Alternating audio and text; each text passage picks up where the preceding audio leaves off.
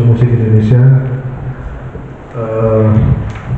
dalam jumpa pers Nusantara Bernyanyi 2 tahun 2024. Di samping saya Ibu Rana Sakti Wulandari Bunganan, Kepala Museum Musik Indonesia, dan saya Abdul Pelik, Humas Museum Musik Indonesia. Sekali lagi selamat datang teman-teman media, juga teman-teman pengurus Museum Musik Indonesia. Monggo merapat, saling support biar masuk di videonya Mbak Bibin.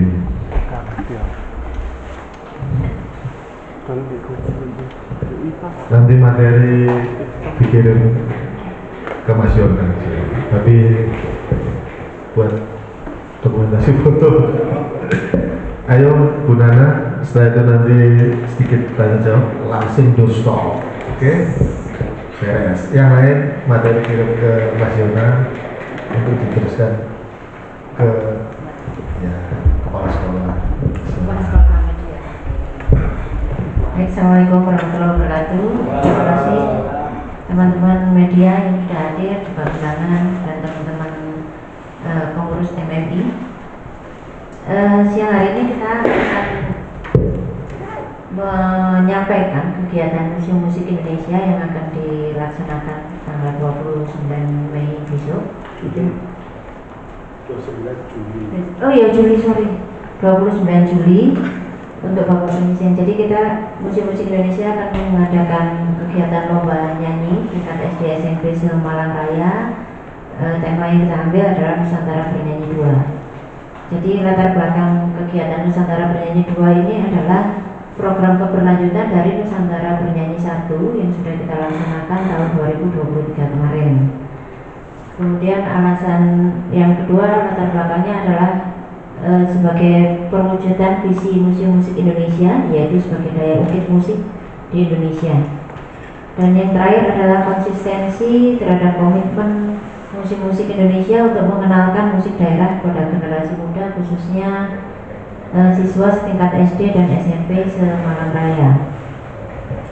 Adapun tujuan dari Nusantara Bernyanyi ini adalah untuk mensosialisasikan kembali dan mengenalkan kembali musik daerah kepada masyarakat dan anak didik di tingkat dasar, gitu.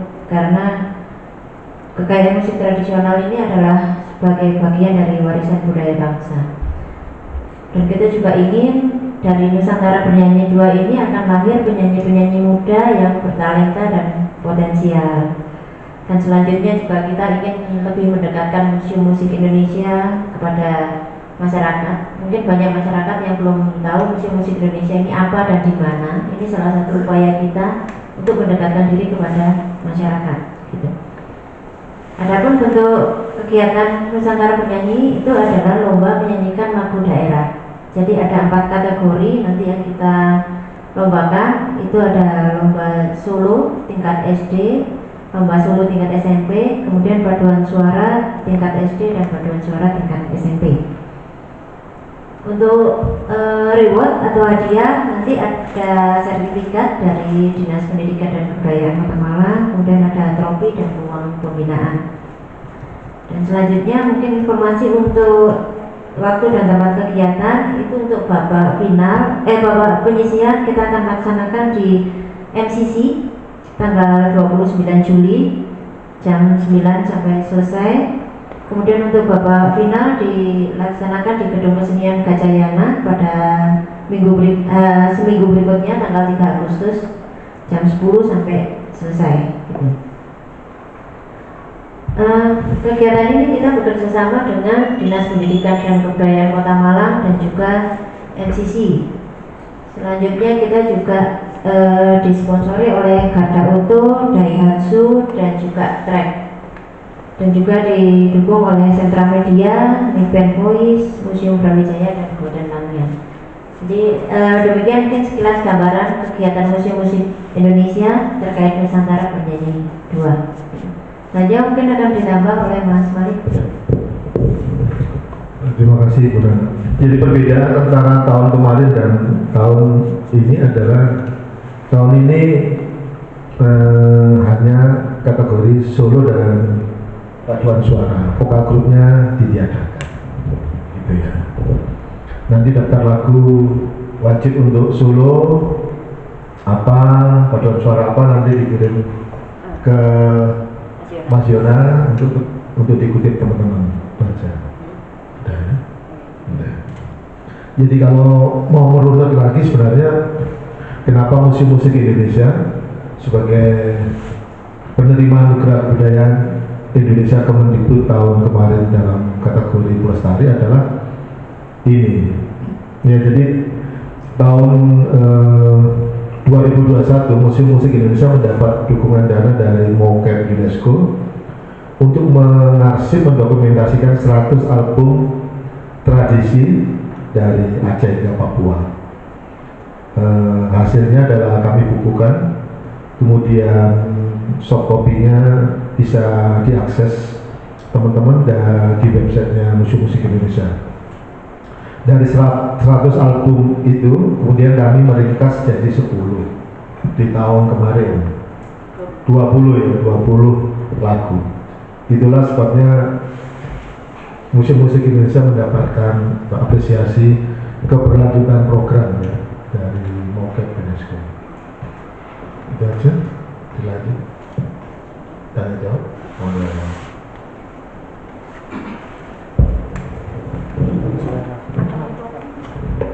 Saya David dari Malang Lalu mau tanya apakah yang di acara Nusantara penyanyi sebelumnya.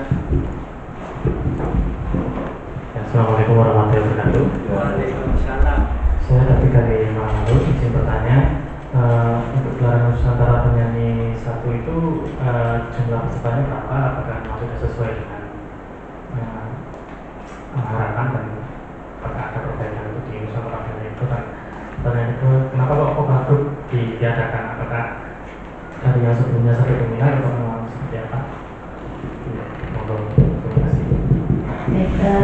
Untuk Nusantara Penyanyi 1 itu peserta kurang lebih sekitar 80 gitu ya. Ya itu sudah memenuhi target kami, melebihi dari target kami. Dan ke tahun kemarin kita memang ada 3 kategori, sekarang kita kurangi 1 karena ada pertimbangan dari kami. Jadi untuk kategori vokal grup dan kategori paduan suara itu kita menghindari kerancuan dari jumlah peserta. Jadi maksudnya jumlah anggota per grupnya gitu. Karena selisih jumlah grup antara paduan suara dan vokal grup itu tidak signifikan. Jadi ini akan rancu bagi yang akan mendaftar gitu. Anggota saya ini ada sekian orang. Ini saya ikut vokal grup apa paduan suara. Gitu. Jadi untuk tahun ini sebenarnya tidak ada alasan yang spesifik sekali kenapa harus dilakukan, tapi hanya mempermudah kami saja. Iya, itu saja. Kalau targetnya tahun ini apa? Target tahun ini minimal sama dengan tahun kemarin. Gitu. Kalau bisa lebih, alhamdulillah. Sudah ada yang daftar? Sudah ada yang Berapa daftar dan sekarang? terus bertambah. Ini saya belum update ya, yang per hari ini saya belum update. Mohon maaf, saya lupa. Kalau paduan suara minimal berapa orang? Kalau untuk tahun ini kita paduan suara minimal 10 orang gitu. Per grupnya ya, anggota per grup. Bu, jurinya nanti siapa? Terus proses penilaiannya untuk lomba musik tradisional seperti apa sih? Untuk gambaran juri yang jelas adalah beliau-beliau ini orang-orang yang kompeten. Ada yang dari guru vokal, dari beberapa sekolah musik, juga pelatih vokal gitu. Dan untuk juri ini kami membuat kebijakan bahwa juri di babak final itu akan berbeda dengan juri di babak penyisian gitu. Jadi kita mengharapkan hasilnya akan akurat dan tidak ada permainan dalam tanda kutip gitu. Nah, terus yang menjadi penilaian ini kan acara lomba bernyanyi. Nah, yang menjadi penilaian itu apa? Kita ada 3 poin utama. Yang pertama teknik vokal, yang kedua penampilan, yang ketiga ini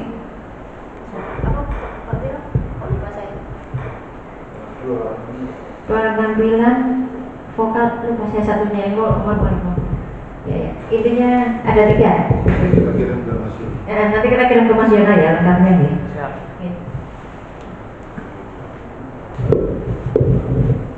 Tahun ini ada tambahan lomba yel-yel di final. Ya. Jadi supporternya nanti bisa ikut masuk lomba. Karena di tahun kemarin para pendukungnya ini sangat antusias sekali. Jadi itu kenapa kita buatkan lomba yel-yel. Khusus untuk supporter final. Supporter final 3 Agustus di Gedung Kesenian Gajah Mada. Biar nggak salah, jaklak saja. Terima kasih. Nah ini untuk kategori penilaian itu ada teknik vokal, pembawaan dan penampilan.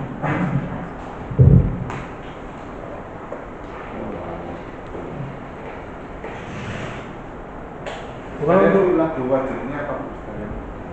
Kalau untuk solo itu kita hanya lagu daerah saja, tidak ada lagu wajib, gitu ya. Jadi ada 10 pilihan untuk kategori solo. Itu ada lagu Butet dari Sumatera Utara, Timang-timang anakku sayang Jambi, Lancang kuning Riau, Dek Sangke Sumatera Selatan, Tokecang Jawa Barat, Jeblak Suwong Jawa Tengah, Lindri Jawa Timur, Putri Cening Ayu Bali, Buah Polok Kalimantan Timur, Rencong-Rencong Sulawesi, Hela Rotani Maluku, dan Akusi dari Papua. Itu untuk kategori solo. Nanti mungkin saya kirim ke Mas Yona dan Yati.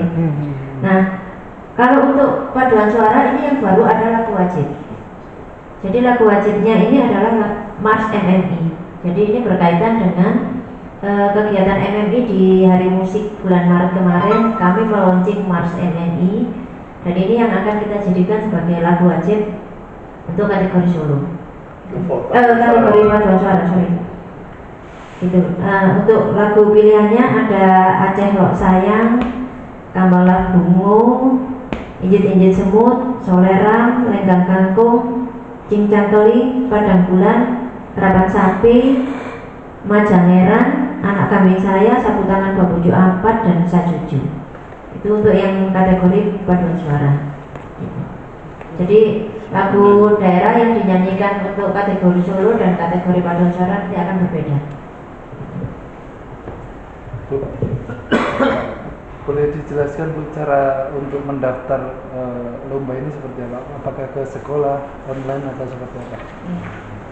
Untuk pendaftaran kita ada link pendaftaran di sini. Jadi di poster dan di flyer sudah kita lampirkan. Jadi pendaftarannya lewat online.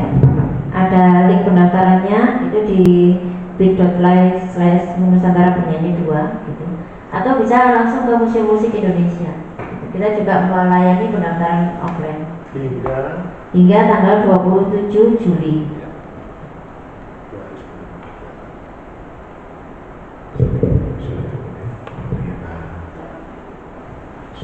Ya, sudah. Siap-siap ke kepala sekolah aja materi. Siap. Aman. Oke teman-teman, terima kasih. Pak Nilo, ini ada tambahan? Stop, lagi.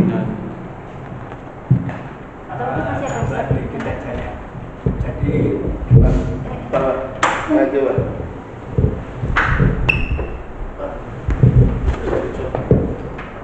Lagu-lagu daerah itu menurut kami itu adalah salah satu bentuk kearifan lokal yang dimiliki oleh masing-masing daerah. Jadi itu merupakan warisan budaya nenek moyang kita, nenek moyang masing-masing daerah, sehingga wajib atau mestinya kita lestarikan, kita pelihara, kita wariskan kepada generasi penerus. Nah, kita melihat kondisi di lapangan dari pengamatan di lapangan, banyak lagu-lagu daerah ini kurang dikenal oleh anak-anak muda ya. Jadi hanya mereka yang di sekolahnya ada pelajaran musik, ada pelajaran kebudayaan, itu yang mengenal lagu-lagu daerah. Nah, upaya MMI melestarikan lagu daerah ini hanya merupakan bagian kecil dari upaya untuk pelestarian atau pemajuan kebudayaan, dalam hal ini objek budaya kesenian, seni musik. Jadi sebenarnya yang perlu kita bangun adalah sebuah ekosistem yang bisa mendukung kemajuan musik daerah ini. Jadi ekosistem ini mungkin di Kota Malang sudah ada ya. Ada sekolah musik, cuma kita belum tahu dengan detail apakah di sekolah musik itu diajarkan lagu-lagu daerah. Mungkin sudah diajarkan. Apakah diajarkan memainkan instrumen musik daerah? Mungkin sebagian sudah. Nah, itu salah satu basic ekosistem musik daerah. Selain itu mungkin di Malang juga cukup banyak pengrajin instrumen musik daerah. Nah, ini juga kelihatannya masih jalan sendiri-sendiri ya. Jadi antara sekolah musik, pengrajin musik daerah, kemudian juga EO yang mementaskan musik daerah ini juga masih jalan sendiri-sendiri. Kalau semuanya komponen di Kota Malang yang bergerak di musik daerah ini bisa bersatu padu, mestinya akan lebih maju lagi ya musik daerah ini. Jadi ada sekolah musik, pengrajin instrumen, kemudian EO pementasan lagu daerah. Jadi pernah ada juga salah satu yang sempat berlangsung 5 kali, Festival Dawe Nusantara. Itu adalah salah satu, boleh disebut ajang penampilan lagu-lagu daerah. Kemudian tadi ya setelah 3 ada produser rekaman musik daerah. Nah sekarang eranya kan sudah era digital ya, mestinya medsos atau media-media musik seperti Langit Musik, Spotify dan lain-lain juga bisa menjadi ajang untuk menjual atau menawarkan musik daerah kepada masyarakat. Jadi di Kota Malang sendiri pada saat era fisik masih berjaya ya, kaset dan piringan hitam dan CD, sekarang CD pun juga udah merosot penjualannya. Itu pernah ada label yang sangat luar biasa memajukan musik daerah, nama studionya Borneo, labelnya ada yang memakai nama Jayabaya atau Bumi Putra ya. Ini dari Kota Malang.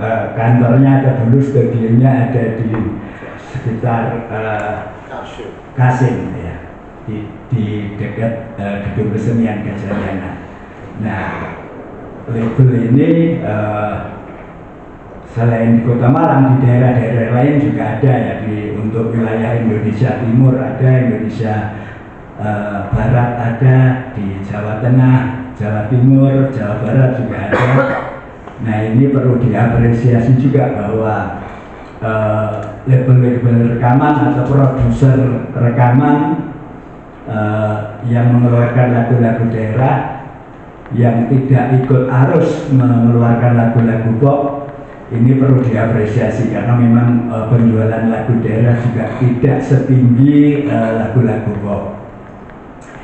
Jadi udah beberapa komponen ya tadi. Kemudian satu lagi sebagai pelestari atau penyimpan lagu-lagu daerah ini ya, kita di Museum Musik Indonesia peranannya di situ ya, menyimpan, memelihara, jangan sampai hilang, jangan sampai rusak, jangan sampai diklaim bangsa lain itu milik bangsa lain.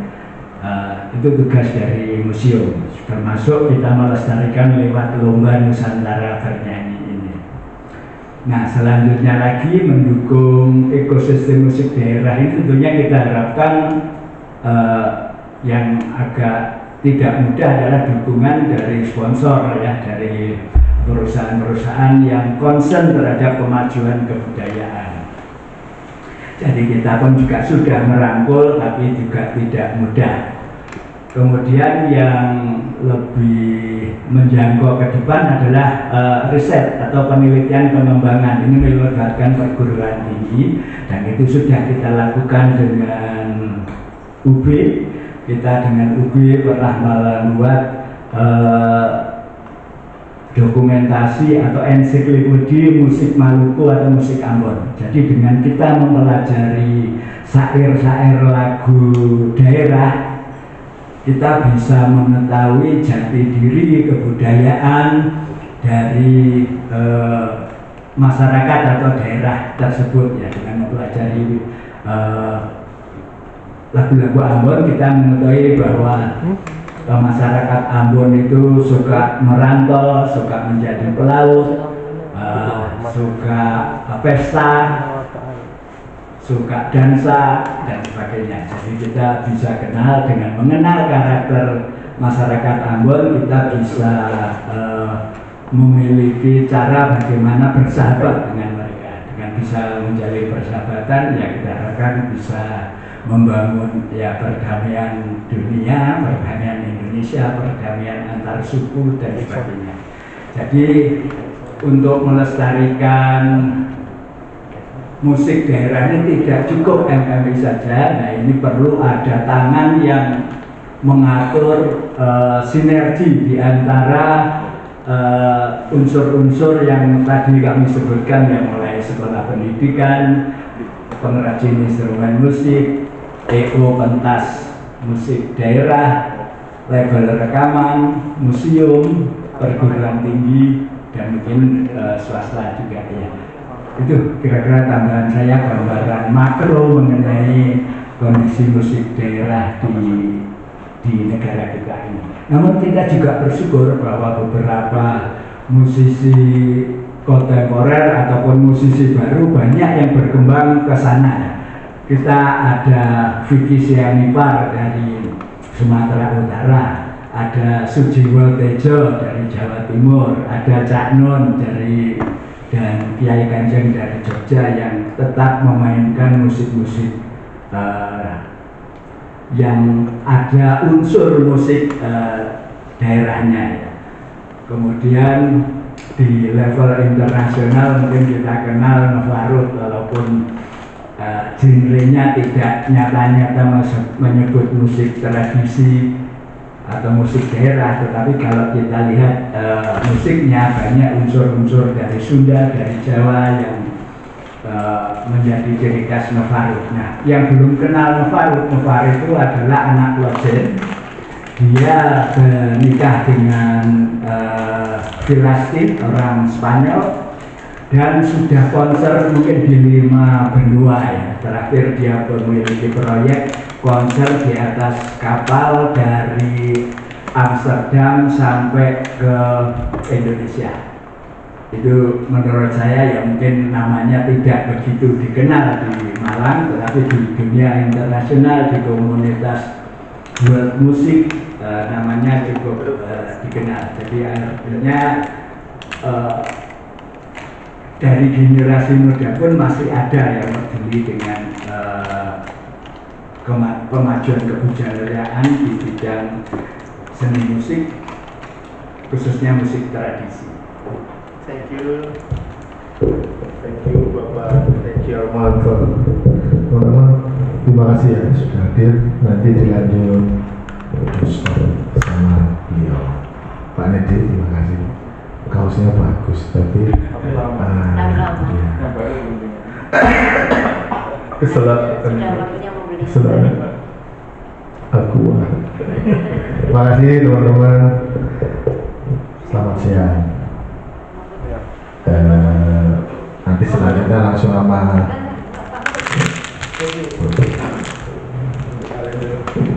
sesi itu.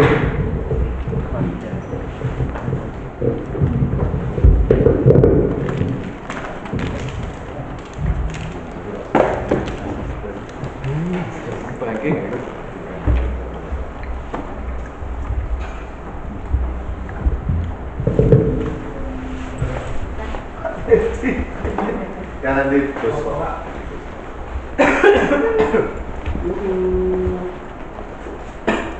Yes.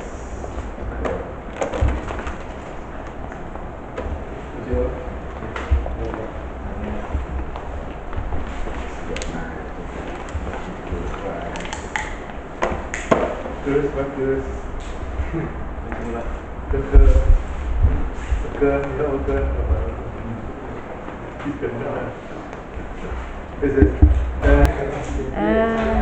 siang, saya Ratna Sakti Wulandari, Kepala Museum Musik Indonesia. Beberapa hari ke depan kita akan melaksanakan event Nusantara Bernyanyi 2, yaitu lomba menyanyikan lagu daerah tingkat SD dan SMP se-Malang Raya. Silakan adik-adik pelajar SD dan SMP bergabung bersama kami mendaftar untuk mengikuti lomba. Kita sama-sama melestarikan lagu daerah Indonesia. Kita juga akan mengasah kemampuan bernyanyi, gitu. Jadi silakan mendaftar. Bagi yang belum mendaftar, kami tunggu pendaftarannya, masih kami buka sampai dengan tanggal 27 Juli 2024. Ya.